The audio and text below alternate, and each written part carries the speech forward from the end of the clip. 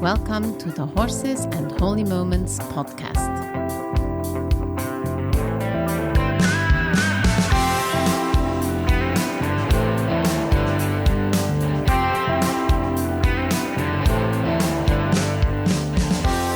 Hi, Ingela. Hey, Corey, how are you? I am great. How are you? Good, and I'm excited to be on with you again today. Oh, me too. Today, we are going to talk about the name of our podcast, which is Horses and Holy Moments. Ingela, what do we mean by holy moments?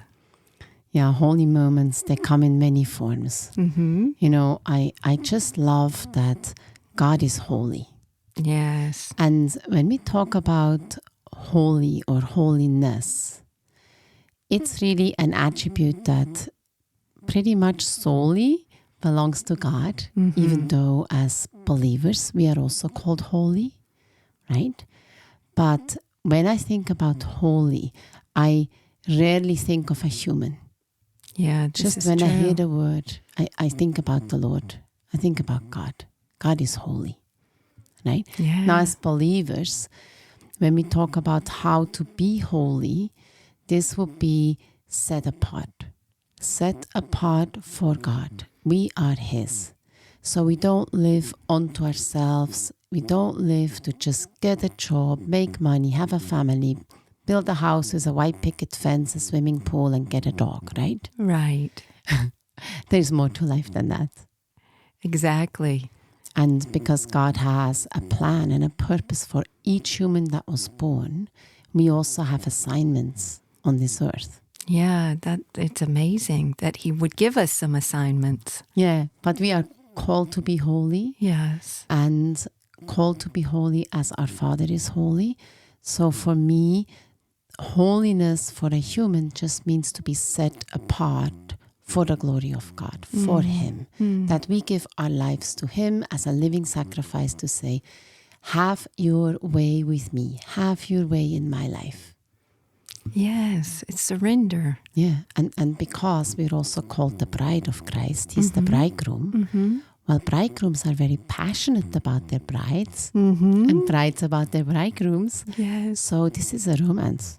Oh, It's not, some sort of boring or constrictive rule-based. yeah. It's relationship-based. Yeah, which, so many people haven't had that experience yet, but it doesn't mean that it's not possible, I guess. So it's wonderful that you're shining some light on this area.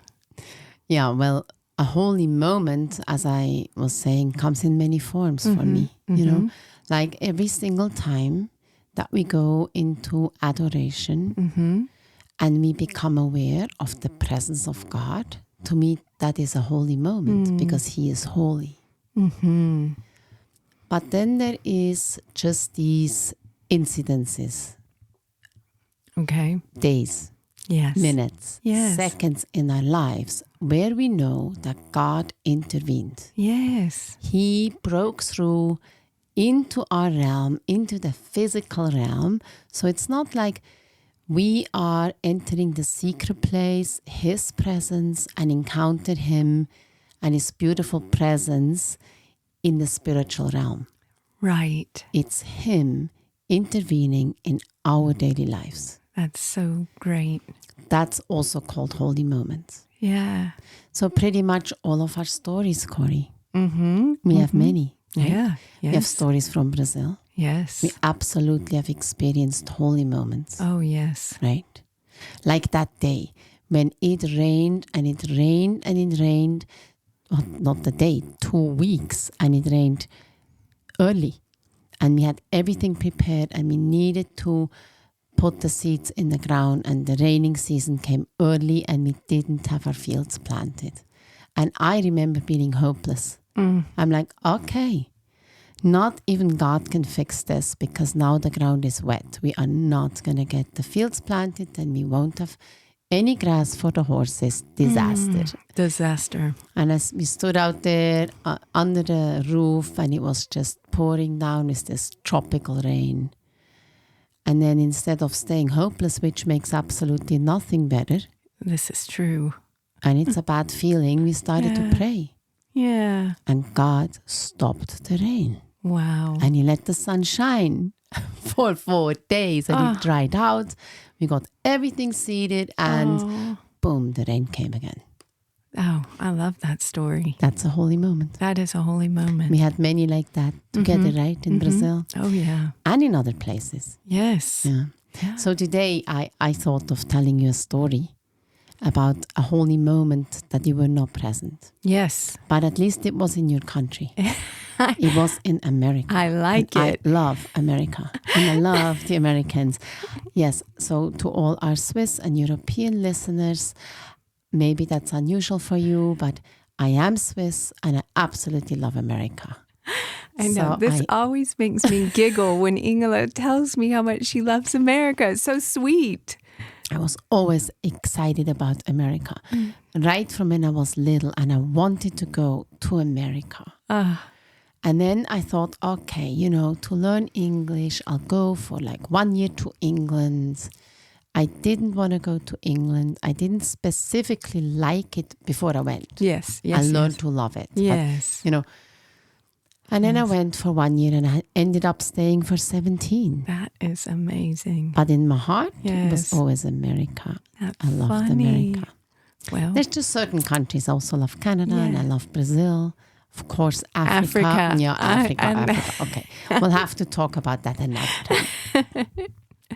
But, in a human heart, there can be many passions. so true. Of course, my biggest passion is Jesus and then probably horses. Yes. It's a close second. Yes. And just for anybody out there, that doesn't mean that I don't love my husband or I'm not in love with him. I'm just talking about other things than my marriage. But horses are really high up there. And then third in line for me would be wildlife photography. Yeah. This is something where I can really relax and I see the glory of God and I love to capture the light and basically document what He made for other people to see. Yes. How beautiful is God. Incredible. To make a lion. I mean, that is special. But we have to talk about this another time. Next podcast. Next podcast. Okay. The story I want to tell you was about the time I went with our friends, Carrie and Bill, Yes. to Utah to photograph the wild horses. Okay. And it was beautiful. We got great pictures. We got great encounters with the horses. And then there is the time where you have to leave that area. Okay. So the sun starts to go down. All the people that are also looking for the wild horses or entering that area, they're leaving. So we were probably one of the last cars there. Okay.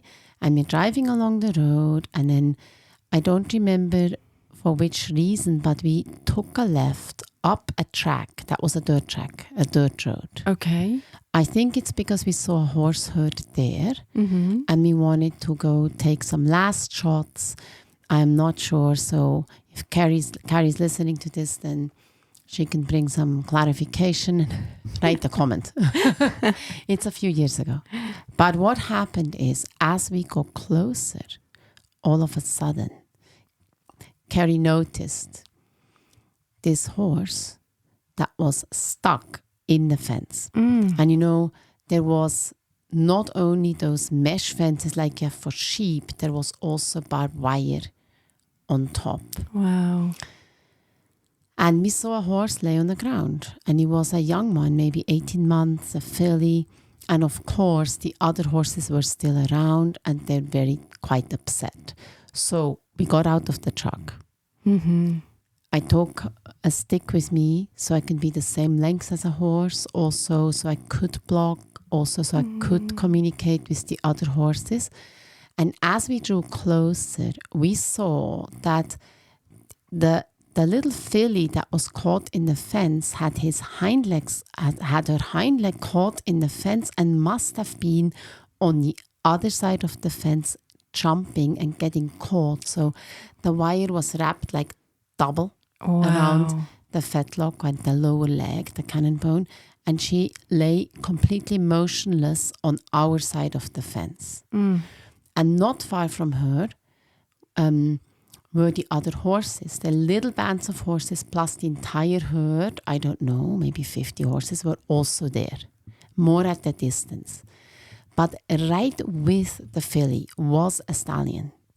And he used his front foot to tap her on the hindquarters and try to make her get up and go. Wow. And I think when we first got there, she every now and then still tried to lift her head, but there was no struggle. She did not struggle. She did not fight. She lay quiet, but maybe lifted her head.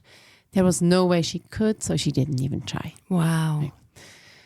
Now, we are dealing with a stallion, and this is one of his herd members, one of his girls, right? Now, this is not the greatest time to go approach him when he is high in testosterone, high in cortisol, high in adrenaline because of the situation. So we walked down the fence line.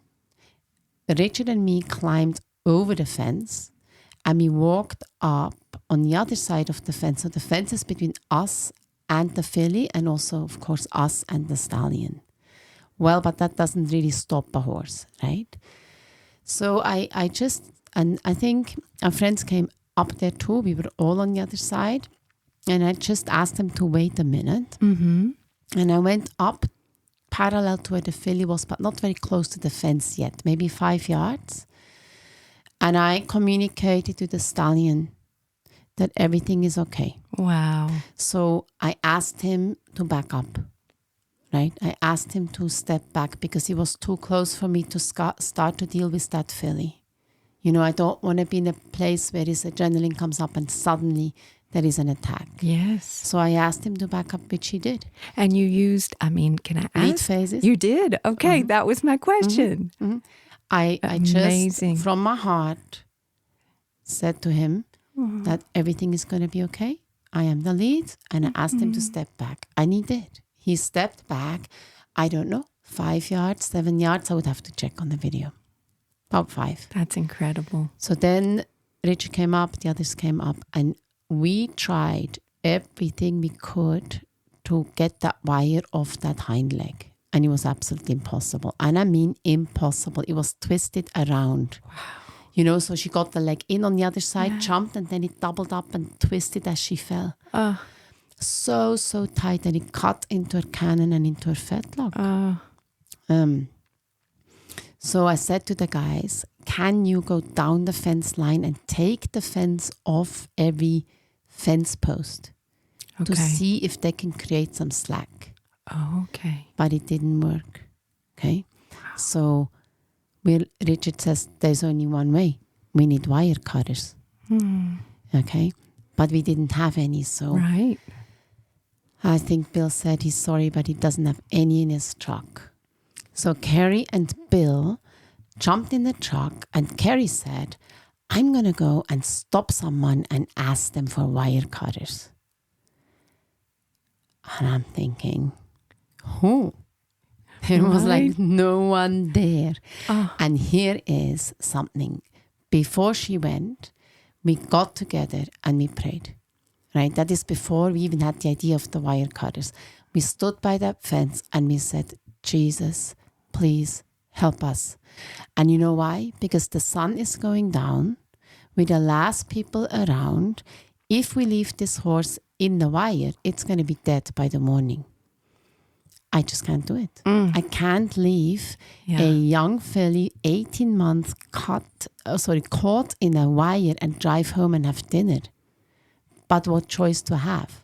You know? Yes. What choice to have, because I'm not allowed to stay there. Yes. We have to leave. There is no one to help us. There is no one that will come back and see that. We are it. So either we free it or it dies. And I had definitely a level of fear that we will not be able to free it. And I felt so sad in my heart. I don't like seeing animals hurt. It really, really, really pulls on my heart. And I was desperate. And I said, Jesus, please help us. Help us. help us get her free. Help us get the wire off her foot. And then I think we prayed that, and then we started yanking on the fence and trying to take the fence off, and we had no power. Wow. It wouldn't work. It was new and tight. Yes. Anyway, so Carrie jumps in the truck, races down the road. It's just the dirt track. And then her testimony is she sees another pickup truck, coming down that dusty gravel road on his way out. So she pulls her truck into the middle of the road. He can't go by. She stops her truck at an angle on that road. She gets out and is waving wildly. And there is a couple that just looks like your typical tourist. She had a pretty shirt with shorts, and he had a t-shirt with some shorts. And she says, "Excuse me, can you help me?"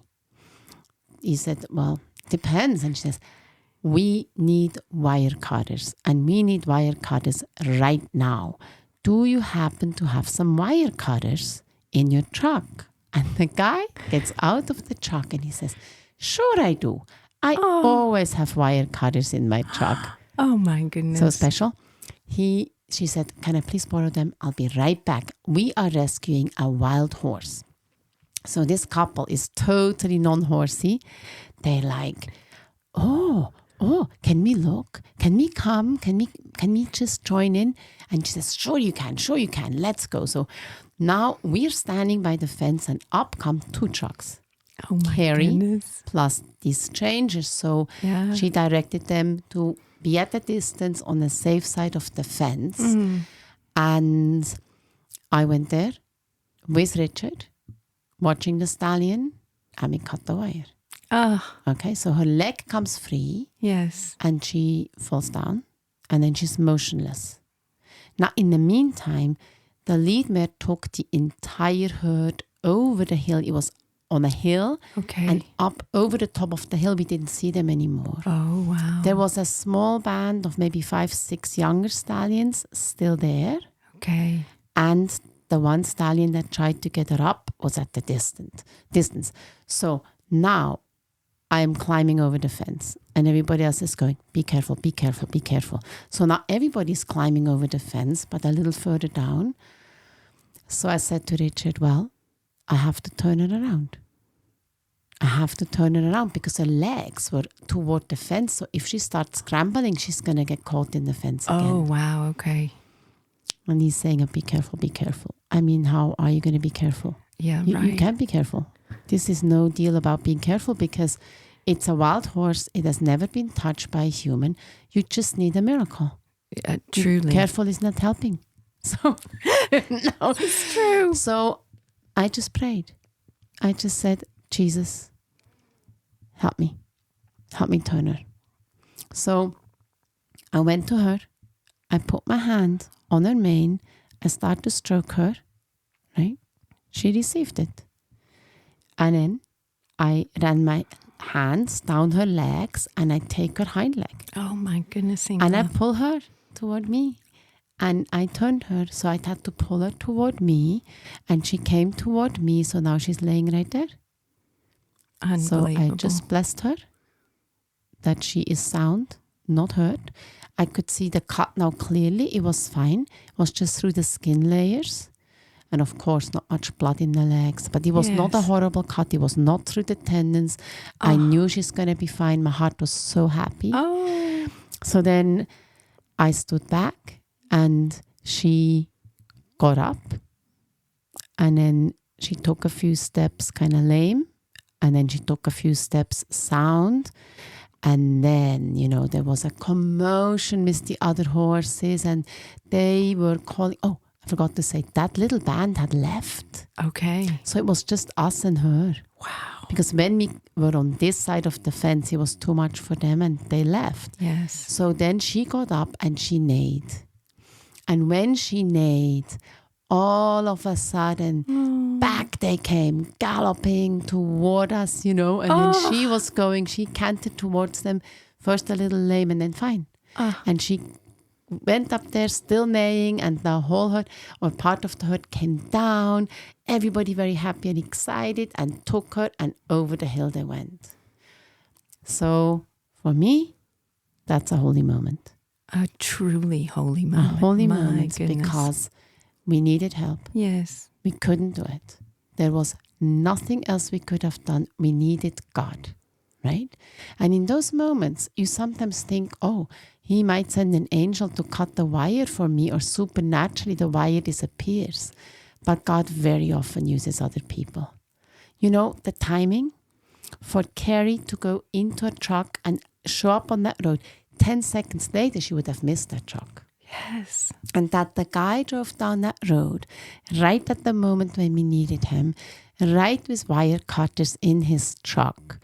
This to me is a divine orchestration of a holy moment for us, that everyone there, and I mean all of us, we stood in awe of God. Because all of us felt the desperation of, oh no, that horse is going to die. And oh no, we're small little weaklings. We cannot rescue her. Somehow a newly built fence is too strong.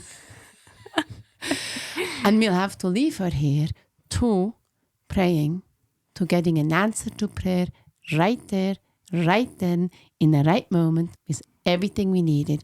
We freed the horse. The horse did not hurt us. Nobody got hurt. The stallion didn't attack. The little filly handled it well. I was the first human to ever touch her. She was fine.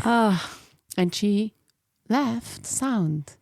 And that, to me, the whole thing is a holy moment. Even though there's many holy moments inside of that. Oh, that story is truly amazing. And, you know, I know another name that people use for that is like a God wink, but it's truly a miracle. And just that he's always there. He's ever present. He hears every prayer, cry of our hearts. He wants to answer. And for his glory, you know, we can give him all the glory for that story. And yes, thank you, Jesus. Thank you for hearing us. And we are going to wrap it up there. That was awesome, Ingela. Thank you. And we will be back again in 2 weeks. In 2 weeks. In 2 weeks, we see or hear or you hear of us. Thank you so much for listening in to this episode. We're looking forward to having you again. Bye-bye. Thank you for listening to the Horses and Holy Moments podcast. Stay tuned for the next episode.